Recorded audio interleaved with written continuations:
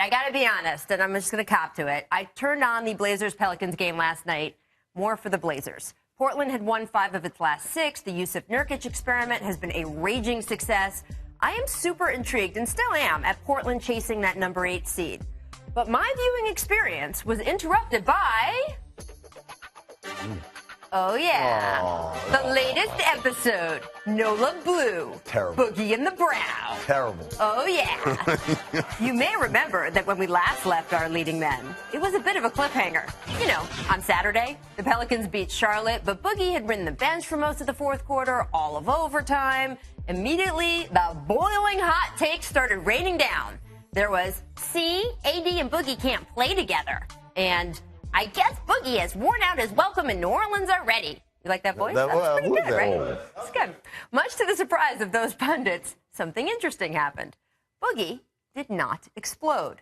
He did not curse out Alvin Gentry or snipe at Davis. Instead, when the Pels took the floor last night, the two players just looked increasingly chummy. And New Orleans not only pulled the upset, it got this alley-oop for the ages. Yeah, that is in-game 360 defended. Wow. So good.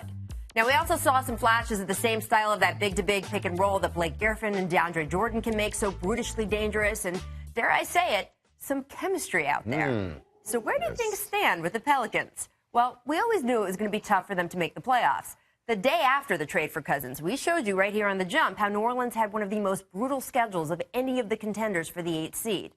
But we need to stop thinking that's the only measure of success. In Boogie and the Brow, the Pelicans have 2 of the most dangerous skill sets in the NBA on their roster.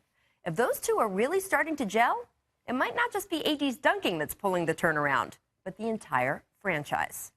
Now, I mean, usually when you have 2 stars who are starting to have that chemistry, that's just universally a good thing. But it does open up an interesting problem for New Orleans. They're not going to make the playoffs, it looks like. There's only 15 more games of the season. And they have this protected pick that they have supposedly given to Sacramento in exchange for Boogie, except what?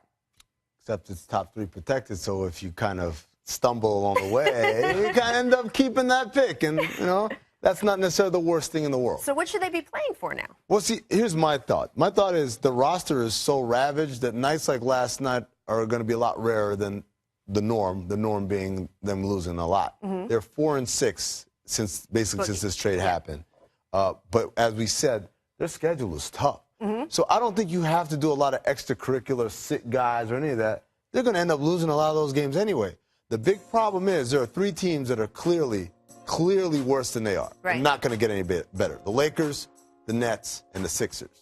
And they need to move up to the top 3. So I don't know if you can lose enough to... Their odds aren't bad, though. But I don't know. But to catch those 3s is going to be tough. As a player, I what do you don't think they can catch those 3. But then again, they need to keep playing and just to find out, is Boogie the right fit for them? I know you're saying they're at 6-4 since he's been there, but they need to continue to see is this guy going to be a complete fit. But I think with him and Davis next season, you get a good draft pick, they're going to be a real contender. Well, here's what's interesting to me about the tanking scenario. You're not going to move into the top 3. No. But look, we've seen teams be at 6 or 7 and leap into that lottery.